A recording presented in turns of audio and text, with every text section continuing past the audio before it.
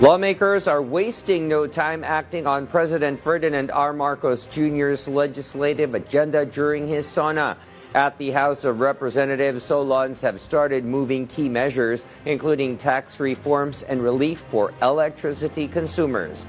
IBC News correspondent Earl Tobias filed this report. The House of Representatives started processing pending bills for deliberation during today's session.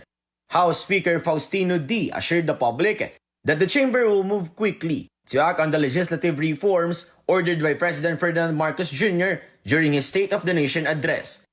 House Deputy Speaker Raymond Mendoza said the President's proposal to expand income tax exemptions will directly benefit middle-class workers.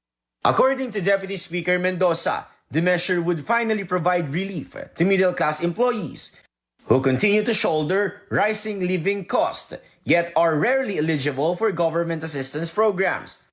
House Ways and Means Committee Chairperson Miro Kimbo said the committee will fast-track the tax reform bill in the House with the goal of securing its approval before the end of August. Tina-target talaga dito are yung ordinary workers at saka middle-income employees na madalas napapabayaan. Ito yung sektor na hindi nakakatanggap ng ayuda. So ito yung pamamaraan ng gobyerno, ng ating Pangulo, para magkaroon sila ng direct benefit. Lawmakers also expressed their support behind the President's order to immediately halt the collection of systems loss charges from electricity consumers. The House leadership and several House members already agreed in unison that such systems loss charge is outrightly unfair. Several lawmakers already expressed their plan to file the necessary House bill to begin the hearings. Chairperson Kimbo also said his committee will review which value-added taxes imposed on consumers can be reduced in line with the President's directive.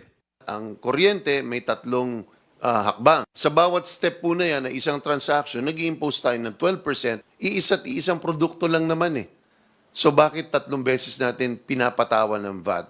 Meanwhile, Deputy Speaker Janet Garin stressed that the President's call to review the value-added tax imposed on essential goods, including medicines and agricultural products, is a reasonable approach rather than a shotgun solution that some critics have described. Earl Tobias, IBC News.